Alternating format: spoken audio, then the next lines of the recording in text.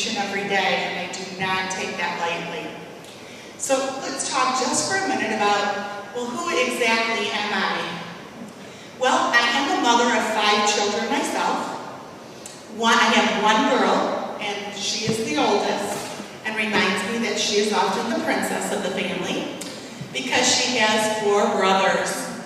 3 of my children are stepchildren, and all 3 of them happen to have some type of a disability, which has taught me much about being an educator. I am also a grandmother. I know I look too young. People tell me that, so don't worry, but I am. I have 2 wonderful grandsons, and actually I have a 3rd grandson on the way. I also have my bachelor's degree in early childhood education with a ZA endorsement. I have my master's in elementary education.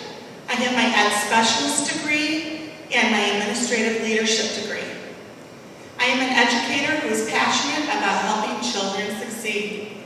This is actually my 27th year with Farmington Public Schools.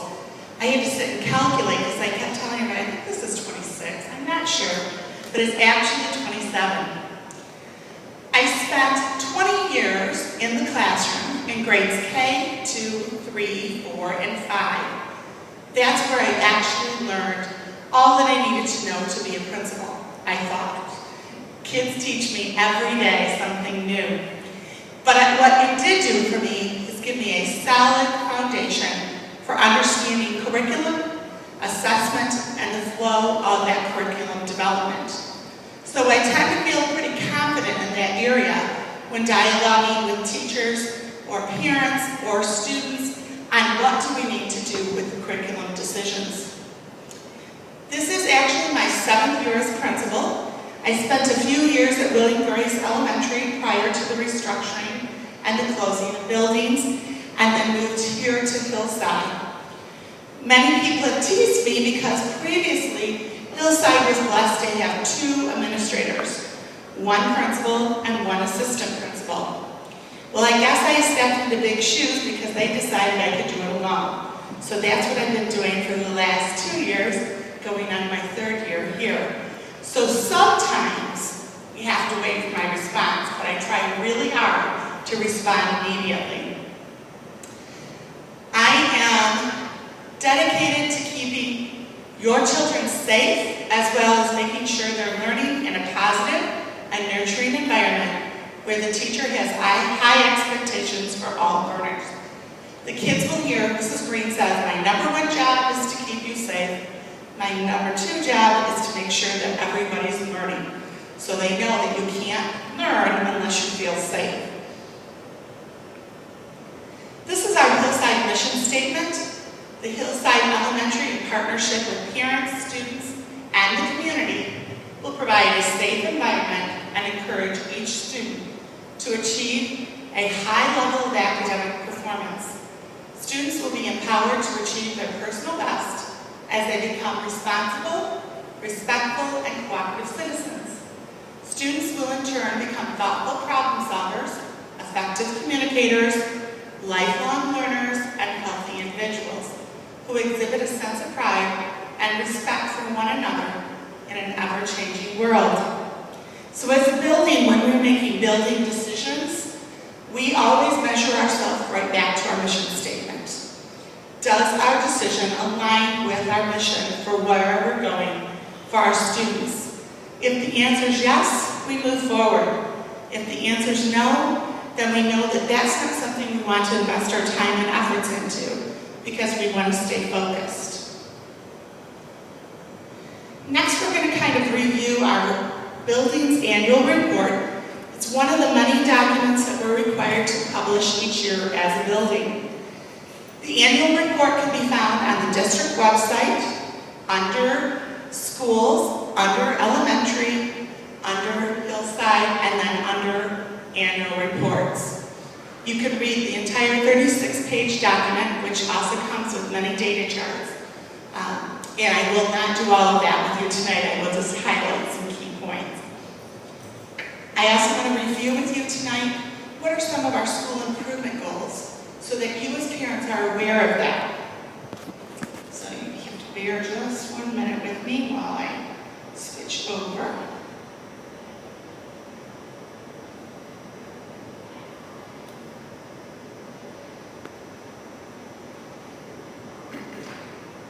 The first page of our school improvement report, and you don't have to be able to read this, so don't worry, I'm going to just kind of go over, is from our superintendent, Sue Cerbalic, and this is specifically addressed saying that Hillside Elementary was a building that made annual yearly progress last year. That is something that's required. We get a grade each school year overall, assessments, and other factors that weigh into that, and we are AYP appropriate. In addition, her letter this year had something new because many schools in Oakland County were found to be what they called focus schools. That's something new that we've not done previously.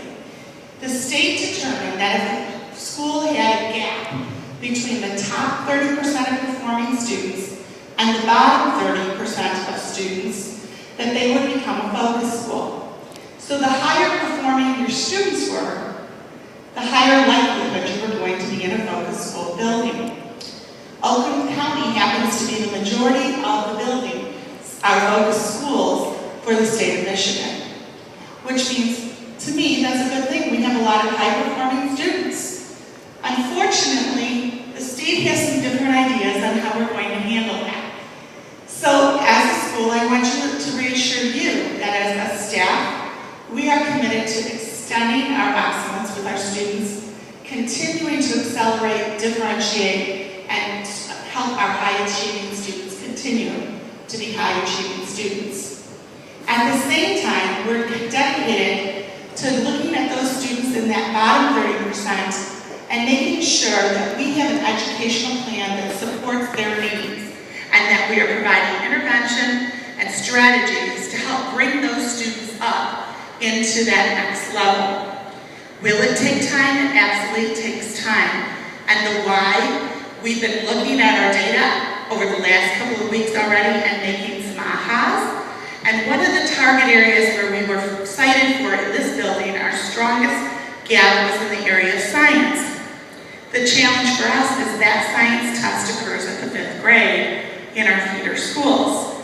So we don't have access to the test to analyze that data, so we can say, what can we as an elementary school do to help promote that? So we are in contact with our assessment department saying, please send us data so we can review that, so we can begin to put that into our plans to support the success of those 5th grade students as well. So it all ties together. The next part of that is if you were a focus school and also a Title I building, the state said you have to offer parents an opportunity to go to another school that's not a focus school. And as a parent, if you don't understand all of that, you think, oh, there's something wrong with that school, I need to make that choice. But if you understand what focus schools are, you probably wouldn't make that choice. So parents were given that option, and because of that, Title I funding schools lost part of their funding that gives intervention support to those lower performing students. Instead, the funds have to be used to provide for transportation for those students that choose to go someplace else. If you were cited as a focus school, you couldn't receive new students, even though your achievement shows great. For example, it doesn't show that in our building alone, all of our students who have been identified with an IEP, Individualized Education Plan, made at minimally 1 year's growth last year in our building. That is significant, and most schools can't say that. So we're pretty proud of what we do, and we want to continue to do that. So the next thing is, when we looked at Title I, we were approximately 2% away last year of being identified as a title building. So is there potential that we could become a title building this year? It could. Is that a bad thing? I guess in the sense of focus schools, yes. But in the sense of support and allocation of funds to provide more intervention, it's a good thing. So with everything in life, there's the good and the bad. But we as a staff are choosing to look at the positives and the goods and just look at how we assess students, and continue to monitor that intervention. So you would be proud as parents if you could hear the staff dialogues that have been occurring already. It's pretty powerful. And as a principal, when I say I'm proud, I couldn't be prouder to work with the staff we have here. Everyone is committed to doing whatever it takes to help every child succeed and achieve. In fact, I was having conversations today about the fact that many of my colleagues that I work with made a comment on, here we may be one of the biggest schools, but our discipline is also one of the best in the district. Why? Because we all work collaboratively and we work together. And so again, when I say proud, I'm proud because we get those accolades from people that come and say, you guys are far better with what you're doing than some of the other buildings. So we have many things to celebrate in this building. Okay, it's going to time me out if I don't stop talking. So in the superintendent's letter, there we go. It just kind of talks about what are some things we're doing in our focus areas. We were cited in the area of mathematics, science, reading, and writing. Our writing was very minimally, our reading was very minimally, and our math was our second. So we have to look at what are we doing. We already have many things in place. For example, we have an implementation of the Bridges Math program in every classroom. All of our staff have been trained in the implementation of the program. We have curriculum maps which are developed and implemented with fidelity. Each of our grade levels develop SMART goals, which are specific goals looking at student data. One of our parents asked us, can you publish those SMART goals? And that was a great idea, so we talked today about doing in our newsletter a recap of what are the SMART goals for each grade level. So you'll see something coming forward with that this year. Those goals have to be analyzed and brought back to me at each trimester. So our teachers make things like called data boards, and it tells me how are your students performing in comparison to the benchmarks we have set. So the teachers submit those to me, I'm able to review them, ask questions, and make inferences based on that. And then I allocate funding or resources additionally to those questions. And it really opens a dialogue with the teachers and student data. So we know who's moving, who's not moving, what do we need to do to refocus that. So, and they are doing those in the areas of reading, writing, and math. We also use the Compass Learning Program and cross-curricular content to help support our students. Last year, and I'm sorry, my back's to you too, we did a focus on mastering math facts because one of the things we thought was our students needed more automaticity of the math facts. So we worked hard on that as well. We do have intervention because I asked each teacher to provide a half-hour intervention time within the school day and make sure that they are looking at that intervention. And again, I want to tell you that intervention to me means both, and for those students that need that extra support at the lower end of our 30%, as well as our students who are at that top 30%. They need intervention to make sure that we're expanding their knowledge and growing their knowledge. So they need things like independent studies, or they need opportunities to talk with other students who are at that caliber of learning and work with one another. So we have to individualize that learning for many of our students. And that's what we continue to do as a staff. In the area of reading, we use Reader's Workshop. We have, again, curriculum maps, SMART level goals. We have leveled literacy intervention, classroom level libraries. We also use our media center to support our book shopping to make sure students have a variety of text opportunities. We use small group instruction and whole group instruction. This year we're excited because we were able to restart a mentorship program that had been in this building several years ago with the Gale Corporation, which has now changed the name of their corporation. But you may be hearing that your child may be paired up with a reading mentor that comes once a week, sits down and does some reading with your child, and talks to them and tries to be a good influence on getting them to be an avid reader. So we're pretty excited to have that because they're passionate on their end. I've looked into a new program as well this year. Right now they're revising the program, but we're on a list to do the Rocket Reader program with Cracker Barrel, and where they provide books and they provide rocking chairs for the reading. So we'll hopefully be hearing more back from them. In the area of writing, we use Writer's Workshop, and again, we have individualized and guided instruction. We use the Words Their Way program. We have a take-home writing program that started this year for grades 1 and 2. In first grade, they have clear backpacks with stuffed animals and a little journal about their adventures with their animal for the night that they're writing about. Second grade has craftsman tool bags because they're writer tools, and they're writing in their nightly writing journal, and those are rotating around to students. So again, encouraging the continuation. When we looked at our rating data, one of the things we noticed that it's our boy writers as a whole that like to avoid writing or will say, I don't have any ideas. Nothing to write about. So parents, that's where you step in. Make sure you're having those dinner conversations or those car conversations, sharing stories from your youth, your family days, your days, helping them develop a repertoire of ideas, reminding them about something silly from their childhood or a sibling event, so they do have that exciting repertoire of ideas when they want to write. We call those seed ideas. So you need to help plant more seeds in those students so we get avid writers. We do continue to differentiate for all of our students, and we use our instructional consultation team for individual students.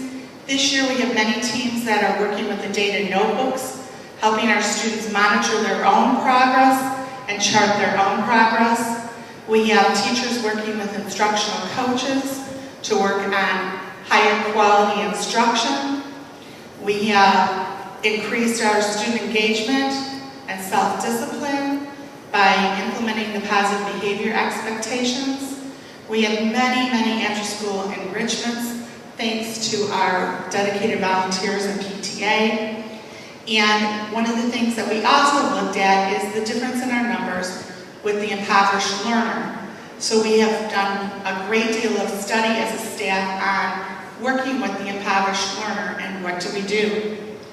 So as a result, we developed our school improvement goals, which are overarching goals. Our overarching goals are for writing. All students will improve in the area of writing proficiency. In math, all students will improve in the area of inquiry-based mathematical reasoning. In reading, all students will improve in the area of reading comprehension. When we looked at our data, those were the big goals. Those were the big lofty areas. Now, teachers take their individual grade level and student data within that and define their SMART goals. I also have encouraged them with the new teacher evaluation then. If those are identified areas we need to work on, then they should also be our professional growth goals as well.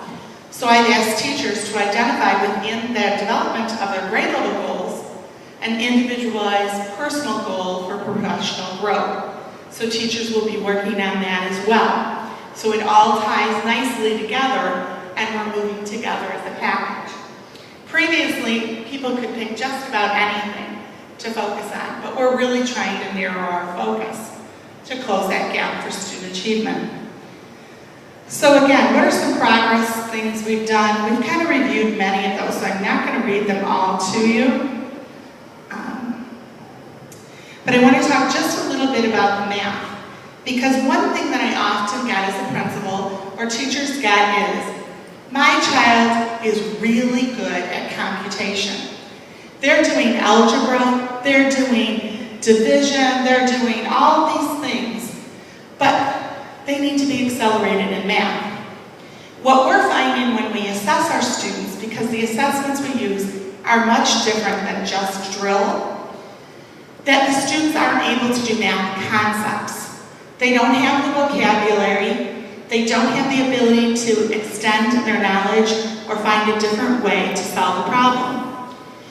Many of our parents have invested in like Kuman Math or other programs that really promote skill development with drill, which is great. That's one thing our kids need to be able to compute. But if they don't have the reasoning behind it, they're not as successful in the school math program. So what we have found is with the Common Core curriculum, you used to hear us talk about blocks or grade level curriculum expectations. We've now moved as a state to the Common Core curriculum. Common Core is more of explaining your thinking. So you have to be able to compute the fact, but then you have to explain why you computed it that way. How did you get that answer? And is there any other way to get that same answer? So if I asked you a question like 8 plus 8 is 16, how many different ways can you get that same answer? And the kids will have to explain all of those. And on the new assessments, they'll be taking on the computer in the next couple of years. There's several parts. There's a competition part, or computing part. There's a explanation part, a defending, all in one problem. Our Bridges math program aligns that way. If you sit in and watch a math lesson, you see the kids conversing about, tell me how you got that answer. What else can you tell me? Anybody else have another way they got that answer? And they're using math journals to extend that thinking as well. So because of that, many times students who are really good at computing are not as good on the math assessments because it doesn't measure the whole effect of math education. So our district has developed standards for what does it require to go to accelerated math. Previously, we were pretty liberal on accelerating students, but we were finding there would often be a plateau in their learning. So the district developed the standards and have really been working with that, and students are being successful because we have our teachers pre- and post-testing units, and then differentiation occurs based on what they find out about those students at each unit. In our reading, you'll see and hear the words things like Reader's Workshop, Lucy Calkins, Daily 5, Making Meaning, The Cafe. Those are all programs that help support our reading growth. And teachers are given the freedom to use assessment to determine which pieces fit best for their classroom and their students of those programs. So you'll find that many of them, instead of Daily 5, they found that Daily 3 is actually more effective. So that's what they use.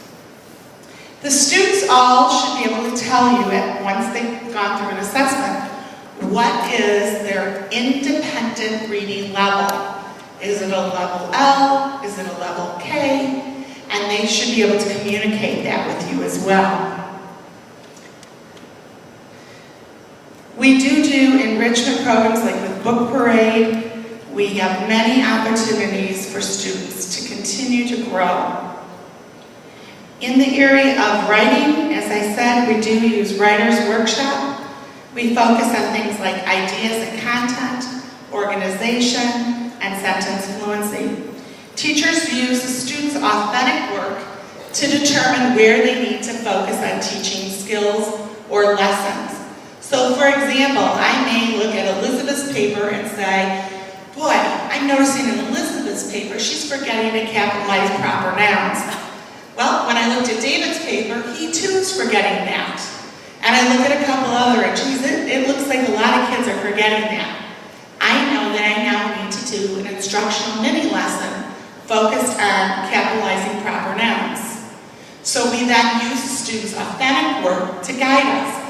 In that way, if the students already master the concept of that, and we see that all of our kids get it, why would we take and teach them that if they've already got that mastery? So we really have to use their work to guide where we teach. Because if they've got it, then we want to go on to using quotation marks, which is more sophisticated, rather than going back and taking them. If I have two students that don't understand proper nouns, then while other students are working on independent reading, I can pull those two students and work on that lesson with them. that's a better use of my time as an instructor to close that gap. So our teachers also do conferring with reading and writing. You'll see them meeting with them, conferencing and pressing their thinking. So that's a real important part of our teaching and instructional program. The next couple of pages talk about district achievement data, elementary curriculum development, legislation, how yearly progress is made, and then this is the page I want to kind of go over. We also have to identify 5 areas that are points of pride and 5 areas that are challenges we face. And here I am talking too long, so I'm going to hurry up. One thing is our technology committee. We know that with budget cuts and reductions, this is a challenge that we face as a community. How do we continue to keep up with constant ongoing changes in technology and making sure that our students are prepared to face that in the world? So we started 2 years ago a technology committee, mainly comprised of parents and myself. This year we have 2 staff members joining that committee as well. And we decided there were many things within technology we'd like to expose our children to, but we needed to have a focus to start. So you may have seen the letters or the information about smart boards. A smart board is an interactive whiteboard, and hopefully you guys will all experience it, because we are fortunate in that all of our 3rd and 4th grades are equipped with a smart board.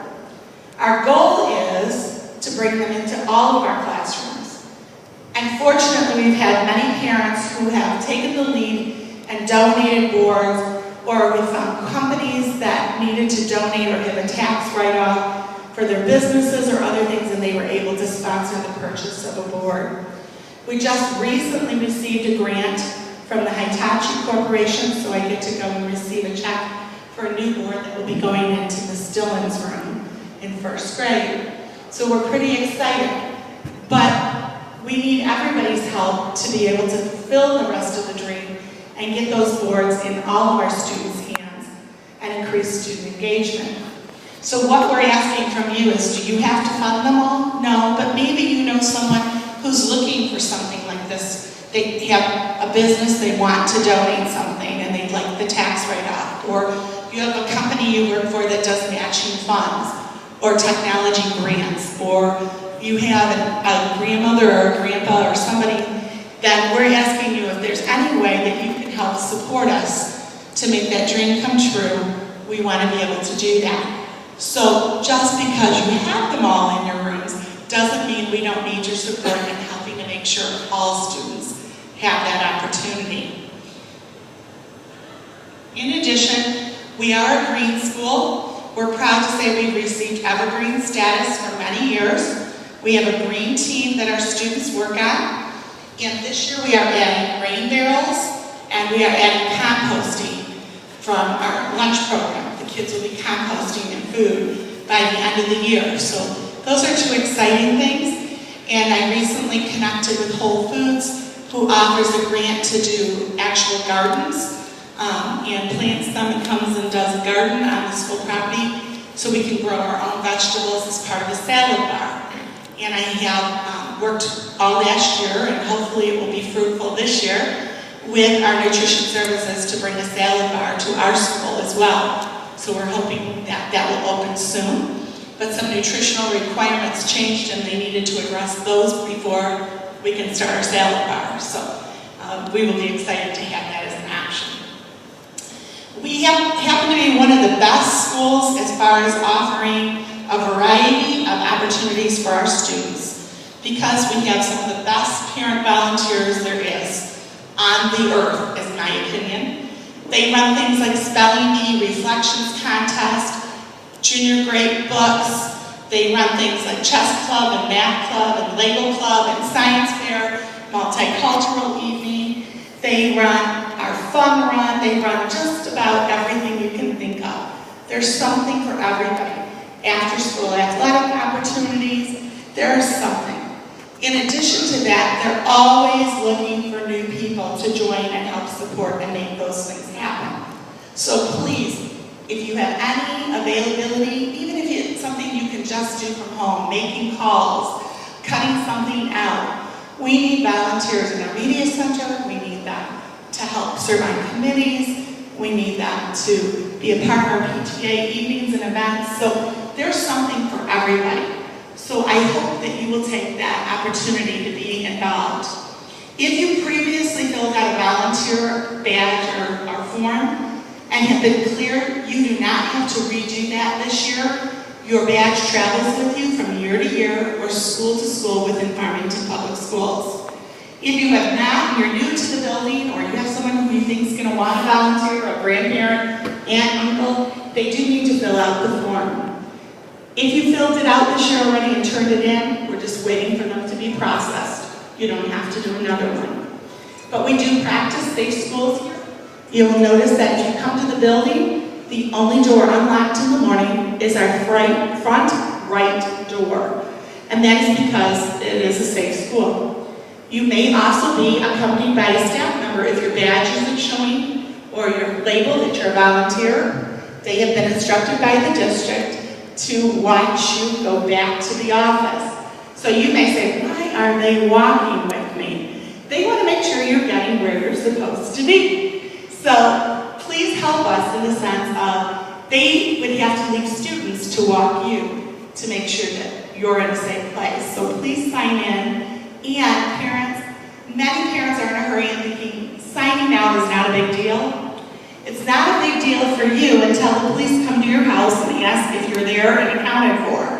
If we have a crisis, they take that sign-in list and we have to account for every person on that list that hasn't checked out. So even though you might have gone home and you're sitting there having your ice cream sundae, if we can't account for you and you're on that list here, the police will be coming to your house to make sure you're okay. And in a crisis, that's not what we want to have to do either. We want to deal with the crisis. So signing out is as important as signing in. Stacy Bellotti is our PTA president. And as I say, our PTA is a dream team. We couldn't have better parents, but we are always looking to embrace all diversity and bring everybody on board, so please consider getting involved in how you can. One of the challenges that we face as a building is that we have a very transient population. Over the last year, we had over 160 students enroll and unenroll in the building. For a population of about 550, that's a pretty significant impact when you have that many. And it also keeps Mrs. Coyle very, very busy. So we have students in our building that speak 39 different languages. District-wide, there are 81 different languages. We happen to be the most diverse elementary building in this district, and we're proud of that. We have, as I said, approximately 550 students. Many, many leadership opportunities for our students, from serving in the LOC Federal Credit Union, Safety Patrol, Student Council, peer mediation, etc. We do use the pause expectations and peace pause to help our students make good choices. We are a peanut and nut restricted school. You will notice if you send in any kind of a peanut containing product, it gets a label on it and comes back home. And we suffer the consequence of the tears for the child who's holding that precious Reese's peanut butter cup in their lunch that they can't eat. So please help save the tears and save those for home versus here at school. As we said, we practice safe schools procedures, we have 4 playgrounds, and we have an absolute incredible group of staff, parents, and students. And as I told you, our PTA is absolutely amazing, and they need your support. Based on this information, I want you to know that I'm available for you. Email, note, stop by, drop off a note, whatever it is that I can get back to you. Have a wonderful evening. Thank you for sharing your most precious gems with us. Together this year we can make them all shine. So enjoy your classroom time.